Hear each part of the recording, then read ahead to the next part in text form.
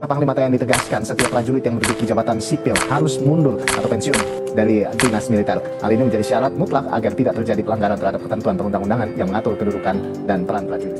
Informasi lainnya, Saudara, Panglima TNI Jenderal Agus Subianto kembali menegaskan TNI aktif boleh menjabat di 15 kementerian atau lembaga berdasarkan undang-undang. Namun di luar itu, TNI yang bersangkutan harus mundur. Pemerintah dan DPR terus membahas revisi Undang-Undang Nomor 34 Tahun 2004 tentang TNI.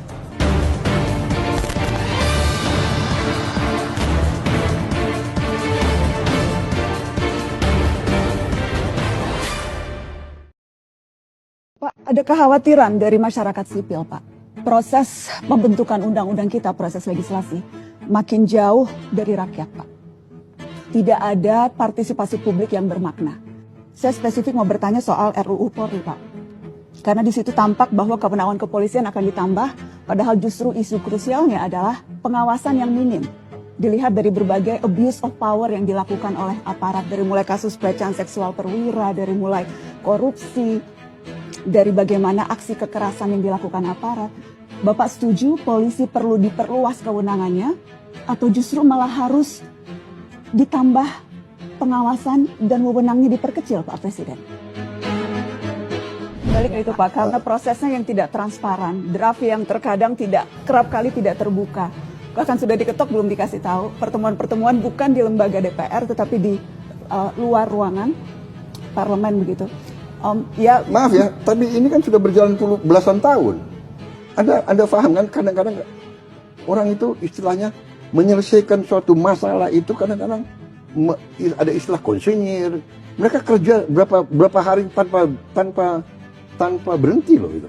Ya. Kuncinya rakyat Jadi, tidak mendapatkan akses untuk ikut, oke, Pak. itu rakyat tidak ada. Itu oke, mekanisme itu bisa kita perbaiki. Tapi kan ada beredar naskah-naskah ngarang-karangan kan begitu kan? Karena naskah resminya tidak diberikan, Pak. Come on. Pak boleh tadi baik. Pak, apakah Bapak sependapat harus bahwa beralih, perlu enggak, ini pertanyaan yang tadi belum dijawab. Apakah Bapak sependapat bahwa polisi pertanyaan terakhir ya, itu ya. Apakah polisi perlu diperluas kewenangannya, Pak, sesuai dengan minimal draft yang saat ini kita lihat beredar? Pak, ketika tadi baik. Bapak ketika Maaf, waktu kita sudah habis, kita harus berikan dulu kesempatan kepada yang lainnya, Pak. Enggak apa-apa, saya bisa.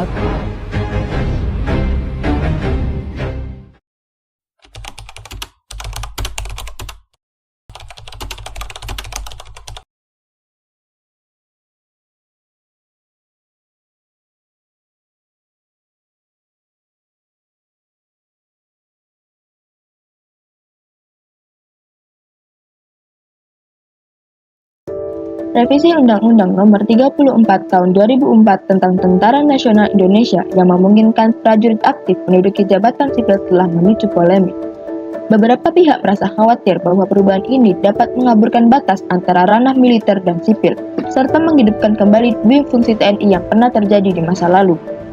Namun, ada juga pandangan yang mendukung revisi tersebut dengan catatan bahwa penempatan prajurit TNI aktif di jabatan sipil harus diatur secara ketat untuk menjaga netralitas dan transparansi.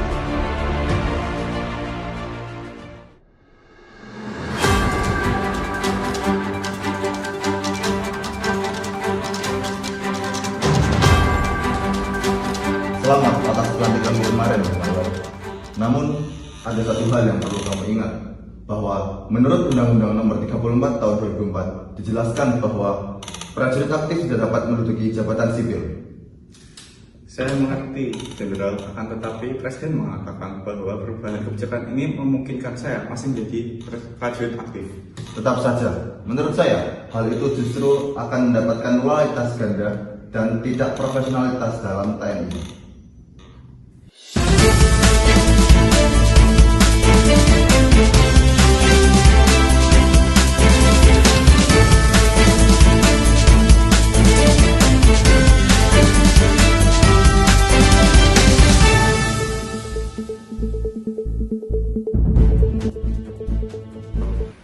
Pengamatan menurut tadi sebagai sekretaris kabinet jelas-jelas melanggar Undang-Undang TNI karena sebagai seorang prajurit aktif tidak boleh secara bersamaan menduduki jabatan sipil.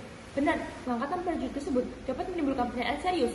Pada Undang-Undang Nomor 34 Tahun 2004 jelas melarang prajurit aktif untuk menduduki jabatan sipil untuk mencegah konflik dan menjaga netralitas TNI. Tapi perubahan kebijakan pemerintah dapat memungkinkan prajurit aktif untuk menduduki perubahan struktur organisasi. Tidak boleh melaburkan substansi hukum.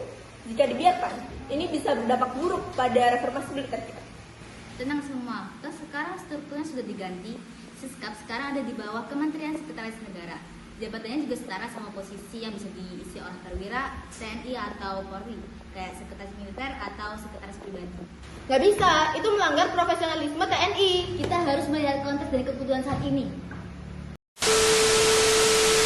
Revisi Undang-Undang TNI tak hanya mengatur soal status militer aktif anggota TNI yang hanya boleh menjabat di 15 lembaga, tetapi juga soal usia pensiun anggota TNI. Di tengah banyaknya seruan untuk menolak revisi Undang-Undang TNI, udah mulai muncul juga nih komentar-komentar yang seragam dan mungkin template baru. Kami mendukung dui fungsi ABRI biar negara aman, gak kayak sekarang. Zaman Soeharto, dengan adanya dui fungsi ABRI, rakyat adem ayem tentrem. Kalau perihal tentram, sunyi, hening, di Korea Utara juga kayak gitu, gak ada pergolakan di masyarakat mereka. Poinnya adalah kita harus bedain mana yang sunyi dan tentram karena kondisi ideal, mana yang sunyi dan tentram karena kondisi yang mencekam. Dui fungsi ABRI itu membangkitkan kondisi mencekam di zaman Orba. Karena dulu ABRI ya tersebar di mana-mana. Pejabat sipilnya pun dari militer, dia megang senjata. Ya lu bisa bedain lah mana murid yang diem karena merhatiin gurunya, mana murid yang diem karena gurunya megang pistol. Sama-sama sunyi, tapi ya beda. Gimana gak mencekam coba? Banyak pelanggaran HAM yang terjadi di zaman Orba. Ada penculikan, ada Petrus, menghilangkan nyawa tanpa pengadilan. Korbannya ribuan, tiap waktu ada aja mayat yang ditemukan. Kalau ini kejadian ke orang yang lu sayangin,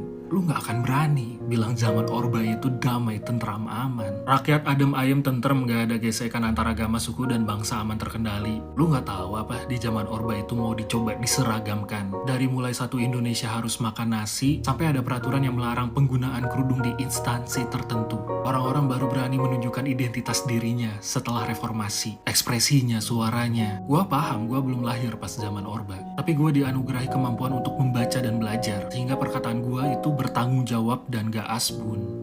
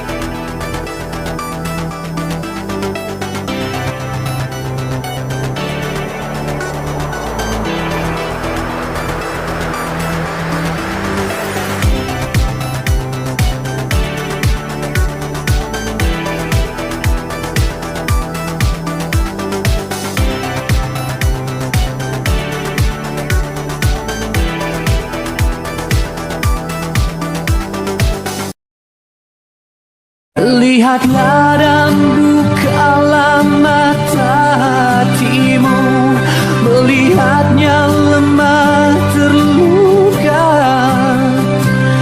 namun semangatnya